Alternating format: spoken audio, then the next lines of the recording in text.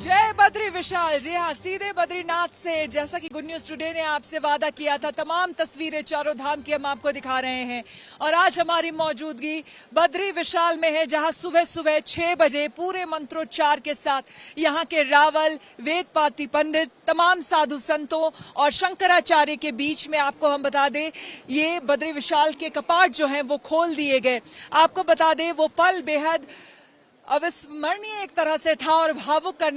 कर देने वाला था, क्योंकि हर कोई अपने इष्ट को एक बार देख लेना चाहता था। हजारों हजार की तादाद में यहाँ पर श्रद्धालु हैं। अगर तापमान की बात करें तो -6 डिग्री तापमान में कई लोग रात से यहाँ पर इंतजार कर रहे थे, कई लोग सुबह 4 बजे ही यहाँ पर आ गए थे। इतनी विषम परिस्थितियों में भी लोग इंतजार कर रहे थे अपने इष्ट का, लोग इंतजार कर रहे थे कि कब बद्री विशाल के कपाट खुलेंगे और उनको दर्शन होंगे। तो वो हो गया सुबह तड़के 6 बजे। आपको बता दें, पूरे विधि विधान के साथ यहाँ बद्री विशाल के दर्शन लोगों को हुए हैं। एक बार फिर से आपको हम दर्शन कराते हैं, तस्वीरें दिखाते हैं। देखिए किस तरह से लगातार जितने भी श्रद्धालु जो कि पूरे देश के कोने कोने से आए हैं, वो बद्री विशाल के भव्य और दिव्य दर्शन कर रहे हैं और अपने आप को सौभाग्यशाली समझ रहे हैं। इस वक्त पूरा मंदिर परिसर अगर आप देखें एक बार में, तो मंदिर प्रांगण जो है वो आपको बता दें 40 क्विंटल फूलों से इसे सजाया गया है, जो बेहद खूबसूरत इस वक्त नजर आ रहा है। और साथ ही साथ भगवान विष्णु का जो तिलक है वो आप देख सकते हैं ऊपर लगा हुआ है। ये पूरा इलाका, ये जो पूरा परिसर है, इसकी दिव्यता और भव्यता इस वक्त देखते ही बन रही है, क्योंकि 6 महीने तक, आपको बता दें, जब शीतकालीन वक्त चल रहा होता है, तो उस वक्त आपको हम बता दें शीत ऋतु में भगवान बद्री विशाल जो हैं वो ज्योतिर्मठ में विराजमान रहते हैं, जहां कहते हैं कि नारद जी उनकी पूजा अर्चना करते हैं। लेकिन अब 6 महीने के बाद जब उनकी गद्दी पहुंच चुकी है बद्री विशाल में, उनके अपने धाम में, तो अब आज से जो मनुष्य हैं वो एक तरह से चार्ज ले लेते हैं और अब अगले 6 महीने तक जो मनुष्य हैं वो यहाँ पर बद्री विशाल की पूजा अर्चना करेंगे और उनको सौभाग्य प्राप्त होगा। तमाम साधु संतों के साथ साथ आम जनमानस को सौभाग्य प्राप्त होगा कि वो देवादिदेव और साथ ही साथ बद्री विशाल के दर्शन कर पाए। यहाँ के जो रहस्य हैं वो बेहद गूढ़ हैं, जिसे समझ पाना बहुत मुश्किल है। लेकिन हाँ, जितनी भी बातें कही जाती हैं इस स्थली को लेकर, 8वां बैकुंठ इसे कहा गया है। कहते हैं कि अगर एक बार यहाँ आकर आपने दर्शन कर लिए तो तब आपको सीधे मोक्ष की प्राप्ति होती है। इसीलिए ये जगह इतना मायने रखता है। एक श्लोक है, आपको हम बता दें, जिसमें कहा गया है, बहुनी संति तीर्थानी दिवी भूमो रसातले बद्री सदृश्यम तीर्थम ना भूतो ना भविष्यति। अर्थात इसके बारे में कहा गया है कि स्वर्ग, पृथ्वी और पाताल, इन तीनों लोकों में अनेक तीर्थ स्थान होंगे, लेकिन बद्रीनाथ जैसा जो तीर्थ है वो ना तो कभी पहले था ना होगा भविष्य में। ये बात कही गई है बद्री विशाल मंदिर को लेकर, जहां इस वक्त हम भी मौजूद हैं। हमारे दोनों मेहमान हमारे साथ राज मिश्रा जी जुड़े हुए हैं, अलंकृता मानवी जुड़ी हुई हैं। राज मिश्रा जी, आपके पास आते हुए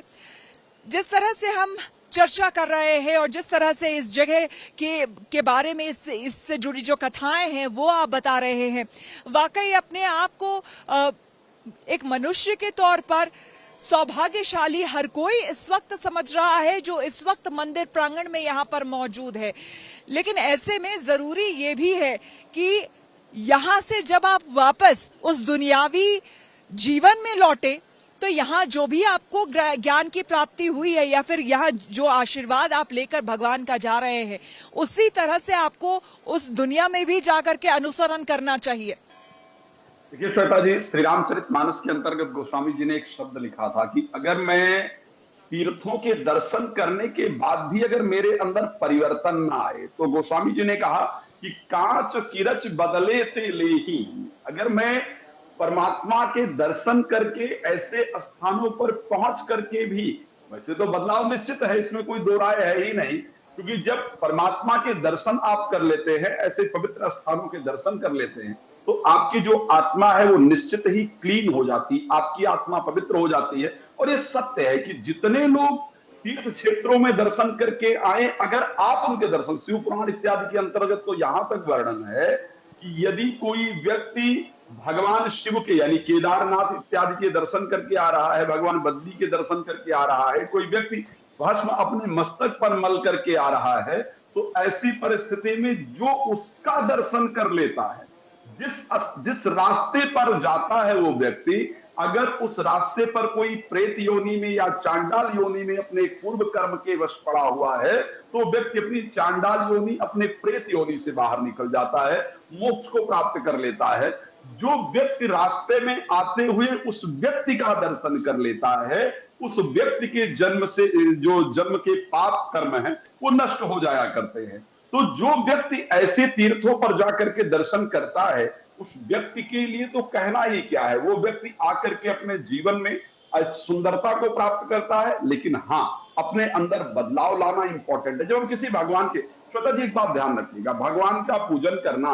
और भगवान का दर्शन करने का मतलब यह है कि हम उनके जैसा अपने आप को बनाने का प्रयास करें। श्री रामचरितमानस में गोस्वामी जी ने एक चौपाई लिखा था कि सोई जानो जहि देव जनाई और जानत तुम्हें तुम्हें हो जाए। मैं क्यों श्री रामचरितमानस की चौपाइयों का बार बार प्रयोग कर रहा हूं श्वेता जी? श्री रामचरितमानस के अंतर्गत बद्रीनाथ धाम का बड़ा सुंदर वर्णन है, और वहां पर माता जो लक्ष्मी दूसरा स्वरूप है, वही वास्तविकता में जो वानर माता जानकी का खोज करने जाते हैं, जब वो एक विवर के अंदर प्रवेश करते हैं, किष्किंधा कांड के अंतर्गत वर्णन है, उनको ये नहीं पता चलता है कि आखिर जाना कैसे है, निकलना कैसे है, भूख प्यास आदि से विचलित होते हैं, तो एक विवर में प्रवेश करते हैं, वहां एक वन के अंदर जाते हैं, फल इत्यादि खाते हैं, तो वहां आदि शक्ति उनको रास्ता बताती है कि माता जानकी हैं। कहा गोस्वामी जी ने लिखा है, बदरी बन कहूं सो गई, वो उनको रास्ता बता करके, और फिर जाती कहां है, वो बद्रीनाथ धाम जाती हैं, और वो एक्चुअल में कौन है, वो माता लक्ष्मी का जो भक्ति स्वरूप है वही स्वरूप है जो माता जानकी के मार्ग को बताती हैं। और गोस्वामी जी ने कहा कि बदरी बन कहूं सो गई प्रभु अज्ञाधर शीस, बदरी बन कहूं सो गई प्रभु अज्ञाधर शीस, और उरधरि राम चरण जस जो बंदत अज ईश। तो इस स्थान को ईश अज कहते हैं भगवान ब्रह्मा को, ईश कहते हैं भगवान शिव को।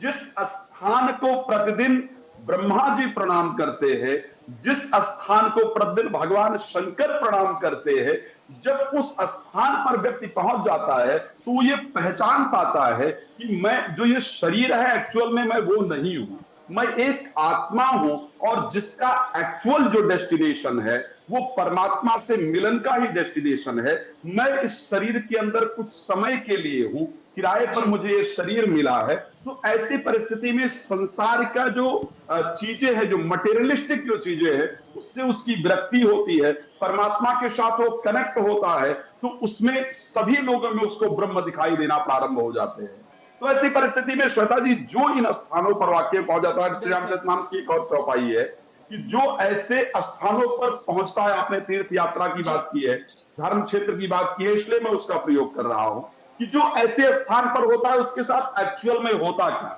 तो गोस्वामी जी ने कहा कि प्रबल अविद्या तम मिट जाई और हारहि सुलभ हारहि सकल सलभ समुदाय। जो जीवन के अंदर अविद्या है कि ये मैं हूं, ये मेरा है, ये वो है, ये उसका है, जो मुझे सम्मान नहीं मिला, मुझे प्रसन्नता नहीं मिली, मुझे लोग रिस्पेक्ट नहीं करते, जो ये काम क्रोध अहंकार मद की जो अविद्या है वो नष्ट हो जाती है, और उसको अपने जीवन की वास्तविकता का पहचान होता है कि मुझे मानव शरीर क्यों प्राप्त हुआ है। तो श्वेता जी अगर इसका जितना भी वर्णन, मैं तो घर बहुत छोटा मेरा मुख होगा अगर मैं इसका वर्णन करूं, लेकिन जितना भी वर्णन करूं वो बहुत होगा। मैं फिर से एक बार सौभाग्यशाली समझता हूं कि आपके माध्यम से हम लोग आज बद्री विशाल भगवान के सुबह सुबह दर्शन कर पाए।